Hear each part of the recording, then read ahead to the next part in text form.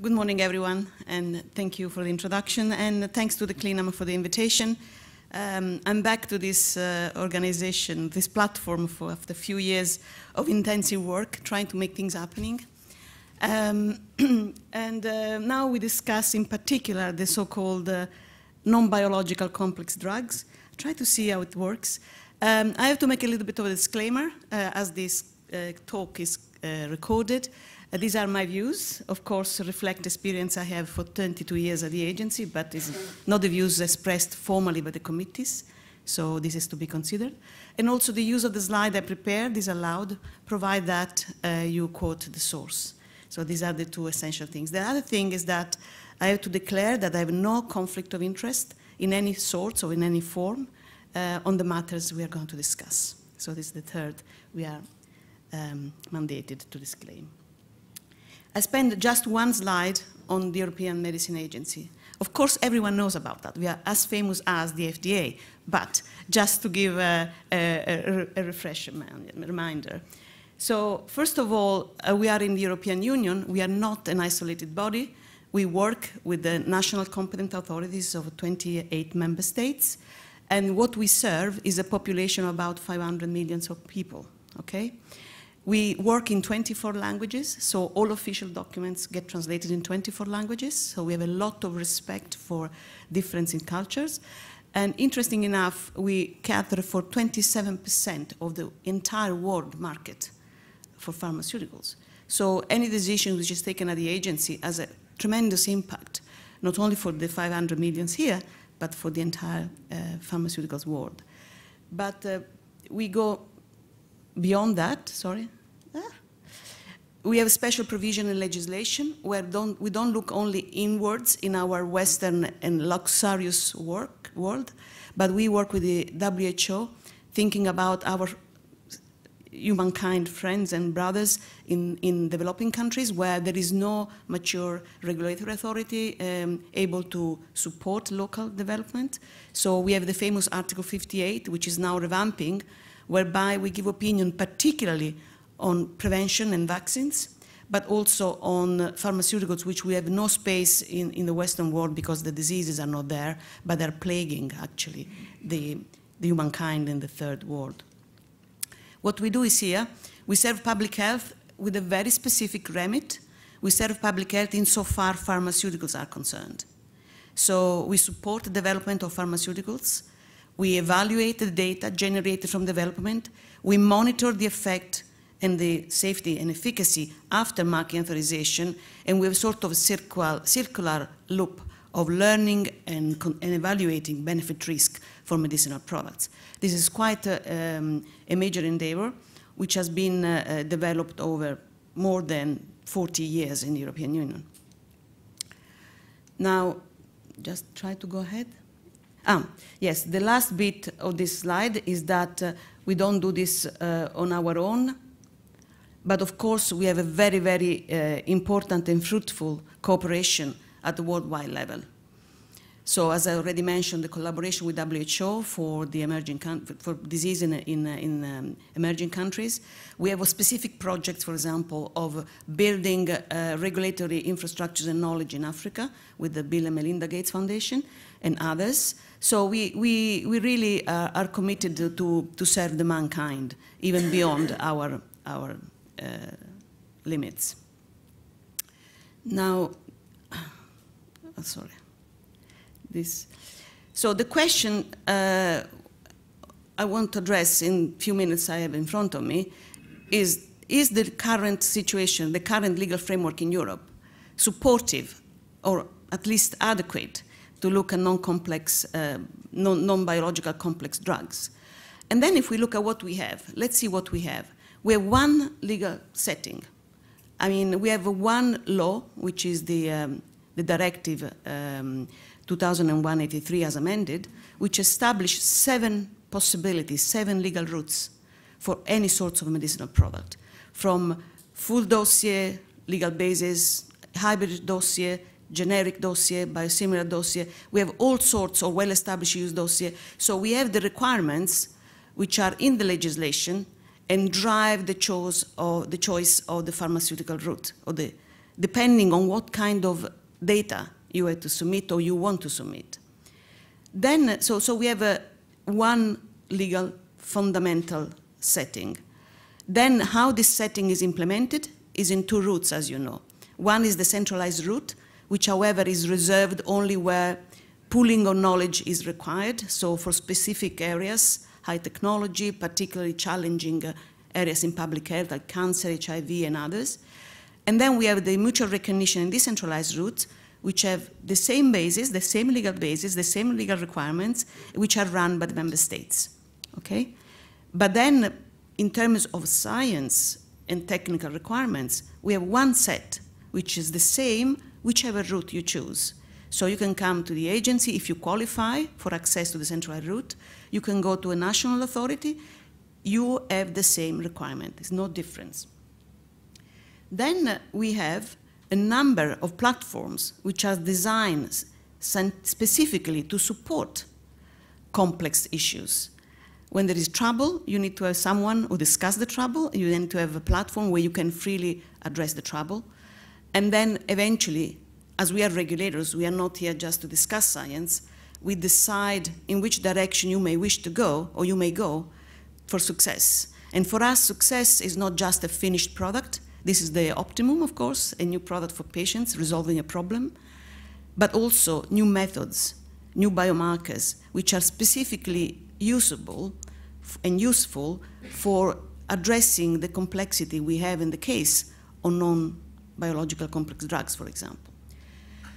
Then, last but not least, what we can offer, in addition to the various platforms which are available at the national level and at the European level, and together, national and European, and I will explain this afternoon after 4, I will be more explicit. We also have this global outreach, which is also exemplified by the people sitting here. I mean, we have Weichhold Frank, we have Scott McNeil. We have in the international regulators, pharmaceutical regulators forum, almost the planet. And if there are issues which really we need to address together, we have in place a structure where we can say, okay, next year our priority will be to look in that particular aspect. So even though we don't need to harmonize, but we converge. As of the beginning, we make right, as of the beginning, the direction we want.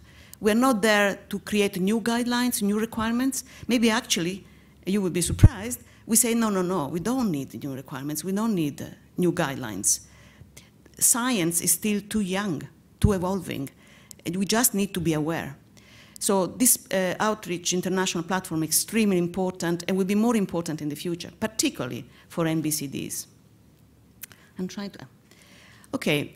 I was intrigued by the title. Where is the chair and the co-chair? I was intrigued by the title because the title was very crafted. It says equivalence. It didn't say bioequivalence. It didn't say therapeutic equivalence. So it was shying away from purely regulatory camp. It was saying about equivalence. So then I think we have to say, as of today, we support novel complex biologicals. I don't know whether you know the case of Arixtra. Arixtra has 50 manufacturing steps, 50. And if you fail one step, you change the fingerprint of the product, which has at least 5 active species, plus few product-related impurities, process-related impurities. Is very, very complex. We have not seen yet a follow-on of that one, I suppose, because you control 50 different steps and to the perfection, that is a challenge.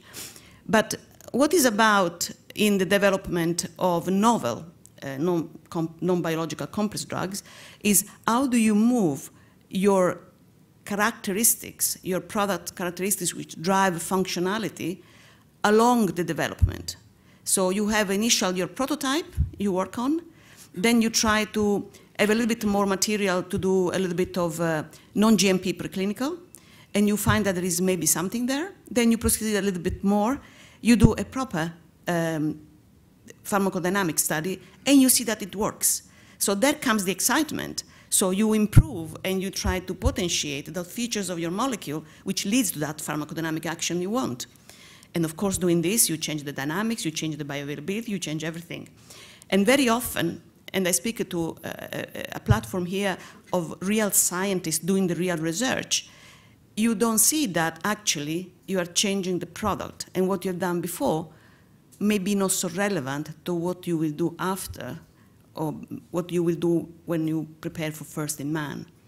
So there is a problem of equivalence, of bioequivalence, between the prototype and the one you are using in GMP studies and the one you go for first in man.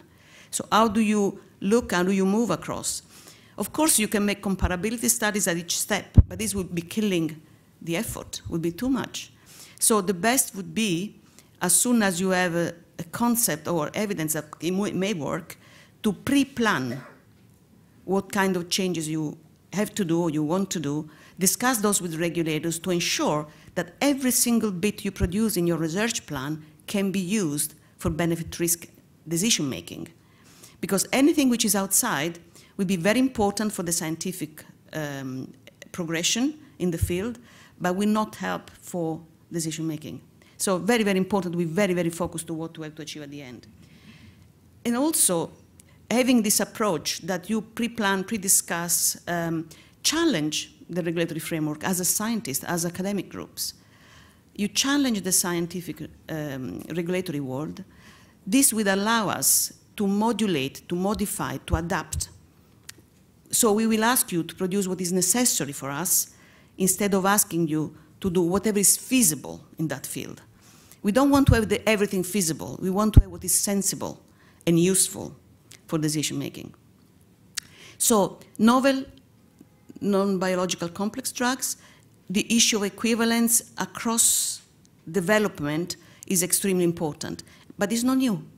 We know that from biologicals, from DNA recombinant, the same story. And this is why we, over time, we mature the concept that for certain types of products, you have to have an approach of comparability and similarity as we developed in 2004 for biologicals. And what about the follow-on? Okay, you have, from the pure legal point of view, you have two ways. You can say, okay, I'm a generic of a pre-existing molecule, or not, I'm not a generic, and I need some more studies. And if you need more studies, then you have to come with an hybrid application.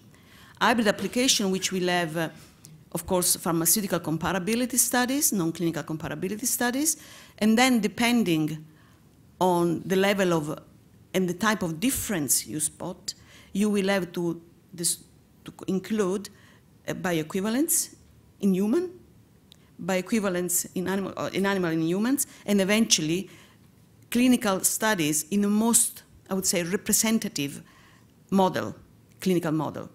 Is exactly what we do for biosimilars. If things are different, what is the difference? How much is the difference? What are the implications of the difference?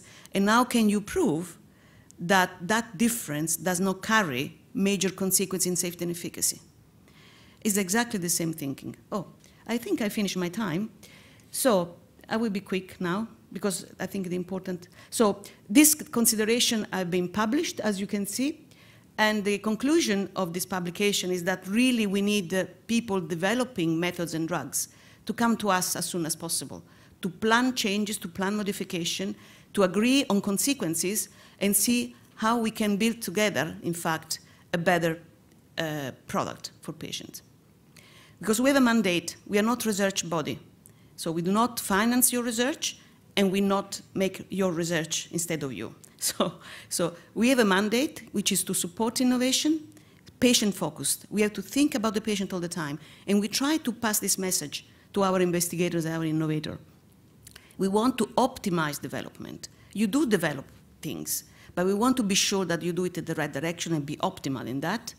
And thank you. So I'm ready for any question. Thank you very much for this very good introduction. Yeah, take a seat, but as we said, is there a burning question just now on the presentation?